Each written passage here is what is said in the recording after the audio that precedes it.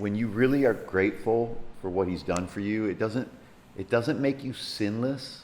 Gratitude for God's grace doesn't make you sinless, but it makes you sin less. You know what I mean? It doesn't make you sinless, but it does make you sin less. Wow. Because you're grateful.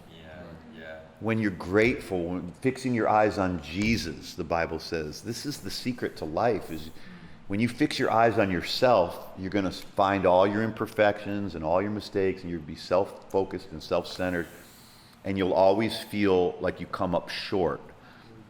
But in him we live and move and have our being, the Bible says. In him we're washed, we're forgiven. The gratitude for that is what I think activates the power of God for us to live godly lives.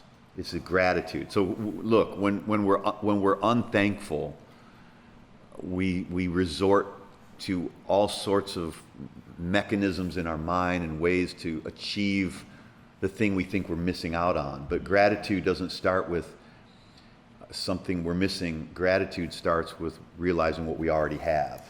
And your breakthrough starts with, what do you already have? What can we already be thankful for? Maybe you don't have $1 million, but you've had food on your table every night. You know, maybe you don't have a $5 million house, but you have a roof over your head. Like, God provided that. God provides for us. And yeah, the perspective from really seeing things from God's point of view is everything's going to be all right when you're just thankful and when you just appreciate what Jesus has done for you. Yes. And the gratitude. When you're thankful, you're happy. That's it. When you're unthankful, you're unhappy. Easy. And the only thing that makes you thankful is when you see.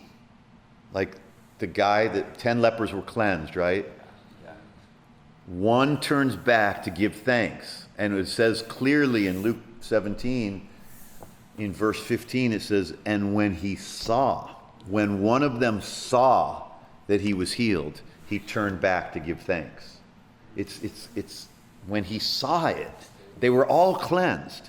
They were all healed, but when one of them saw that he was healed, like he really focused on what Jesus had just done for him, it caused him to turn back and give thanks.